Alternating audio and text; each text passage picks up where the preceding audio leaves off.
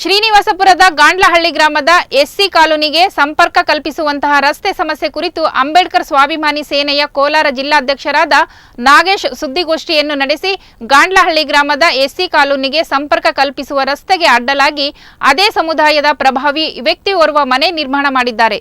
ಇದರಿಂದ ವಕೀಲರ ಕುಟುಂಬ ಸೇರಿ ಸುಮಾರು 10ಕ್ಕೂ ಹೆಚ್ಚು ಕುಟುಂಬಗಳಿಗೆ ಓಡಾಡಲು ರಸ್ತೆ ಇಲ್ಲದಂತಾಗಿದೆ. ಈ ಸಮಸ್ಯೆ ಬಗ್ಗೆ ಹಲವು ಬಾರಿ ಗ್ರಾಮ ಪಂಚಾಯಿತಿ ಅಧಿಕಾರಿಗಳು ಸೇರಿದಂತೆ ತಹಸೀಲ್ದಾರ್ ಹಾಗೂ ಸಂಬಂಧಿಸಿದ ಅಧಿಕಾರಿಗಳಿಗೆ ಮನವಿ ಮಾಡಿದ್ದರೂ ಸಹ ಇದುವರೆಗೂ ಯಾವುದೇ ಕ್ರಮ ಕೈಗೊಂಡಿಲ್ಲ. ಈ ಹಿನ್ನೆಲೆ ಅಧಿಕಾರಿಗಳು ಮಾರ್ಚ್ 13ರ ಒಳಗೆ ಕ್ರಮ ಕೈಗೊಳ್ಳಬೇಕು. ಇಲ್ಲದಿದ್ದಲ್ಲಿ ಎಲ್ಲ ಕುಟುಂಬಗಳ ಸಮೇತ ಮಾರ್ಚ್ 13ರಂದು ತಾಲೂಕು ಕಚೇರಿ ಮುಂದೆ ಅನಿರ್ದಿಷ್ಟಾವಧಿ ಧರಣಿ ನಡೆಸಲಾಗುವುದು ಎಂದು ಎಚ್ಚರಿಕೆ ನೀಡಿದರು. ವಿಚಾರ ಏನಂದರೆ ಇವತ್ತು ನಾವು ಸೇರೋ ವಿಚಾರ ಏನಂದರೆ ಇಲ್ಲಿ ಮಾಸನಹಳ್ಳಿ ಪಂಚಾಯತಿ ಗಾಂಡ್ಲಹಳ್ಳಿ ಗ್ರಾಮ ಅಲ್ಲಿ ಹರಿಜನ ಕಾಲೋನಿ ಇದೆ. ಕಾಲೋನಿಯಲ್ಲಿ ಒಂದು ರಸ್ತೆಗೆ ಅಡ್ಡಗಟ್ಟಲಾಗಿ ಮನೆ ಕಟ್ಟಿದ್ದಾರೆ. ಇದೇ ವಿಚಾರವಾಗಿ ನಾವು ತಹಸೀಲ್ದಾರ್ ಒಂದು ತಿಂಗಳ ಹಿಂದ್ಗಡೆ ಮನವಿ ಕೊಟ್ಟಿದ್ದೀವಿ.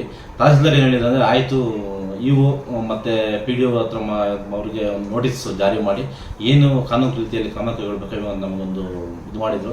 ಯಾವುದೇ ರೀತಿಯಾಗಿ ನಮ್ಗೆ ಯಾವುದೇ ಥರ ನ್ಯಾಯ ಸಿಗಲಿಲ್ಲ.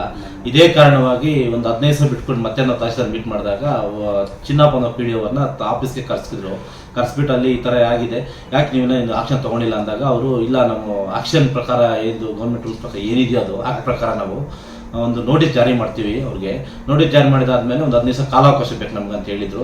ಆದರೂ ನಾವು ಒಂದು ಕಾಲಾವಕಾಶ ಕೊಟ್ಟು ಒಂದು ಪ್ರೆಸ್ ಮೀಟ್ ಮಾಡಿದ್ದೀವಿ. ಅಲ್ಲೇ ತಾಲೂಕು ಆಫೀಸಿಂದ ಪ್ರೆಸ್ ಮೀಟ್ ಮಾಡಿ PDO ಹೇಳಿದ್ದಾರೆ ನಾವು ನಿಮಗೆ ಕಾನೂನು ರೀತಿಯಲ್ಲಿ ಕ್ರಮ ಕೈಗೊಳ್ತೀವಿ ಅಂತ ಹೇಳ್ಬಿಟ್ಟು ಇದು ಮಾಡಿದ್ರು. ಮತ್ತೆ ನಾವು 15 ದಿವಸ ಕಾಲಾವಕಾಶ ಮೇಲೆ ಮತ್ತೆ ಹೋಗಿ ಮಾತಾಡಿದ್ಮೇಲೆ ಅವ್ರ ಹತ್ರ ಅವ್ರೇನು ಹೇಳ್ತಾರೆ ಅಂದರೆ ಬೇರೆ ತಿರುವು ನಮಗೆ ಇದು ಮಾಡ್ತಾ ಇದ್ದಾರೆ, ಯಾವುದೇ ರೀತಿಯಾಗಿ ನಮಗೆ ನ್ಯಾಯ ತೋರಿಸ್ಕೋಗ್ತಾ ಇಲ್ಲ, ನಮಗೆ ಅನುಮಾನ ಅವ್ರ ಮೇಲೆ ಇದು ಆಗಿದೆ, PDO ಮತ್ತು EO ಮೇಲೆ ನಮಗೆ ಅನುಮಾನ ಇದಾಗಿದೆ, ಅದರಿಂದ ನಮಗೆ ನ್ಯಾಯ ಕೊಡಲೇಬೇಕು. ಇಲ್ಲ ತಕ್ಕದಲ್ಲಿ ನಾವು ಅಂಬೇಡ್ಕರ್ ಸ್ವಾಮಿ ಸೇನೆಯಿಂದ ಉಗ್ರವಾದ ಹೋರಾಟ ಇದೇ 13ನೇ ತಾರೀಕು ಹಮ್ಮಿಕೊಂಡಿದ್ದೇವೆ. ಯಾವುದೇ ಕಾರಣಕ್ಕೂ ನಮಗೆ ನ್ಯಾಯ ಸಿಗೋವರೆಗೂ ನಾವು ಹೋರಾಟ ನಿಲ್ಲಿಸಲ್ಲ, ಮುಂದುವರಿತಾನಿರುತ್ತೆ. ಇದೇ ವಿಚಾರವಾಗಿ ಎಚ್ಚರಿಕೆ ನೀಡ್ತಾ ಇದ್ದೀವಿ ನಾವು ಸಂಘಟನೆಯಿಂದ. EOಗಾಗಲಿ ಒಬ್ಬ PDOಗಾಗಲಿ ನಿಮ್ಗೆ ಕಾನೂನು ರೀತಿಯಲ್ಲಿ ಏನಿದೆಯೋ ಅದನ್ನು ನೀವು ಕ್ರಮ ಕೈಗೊಂಡಿಲ್ಲ ಅಂದರೆ ನಮ್ಮ ಹೋರಾಟ ಉಗ್ರವಾಗಿರುತ್ತೆ.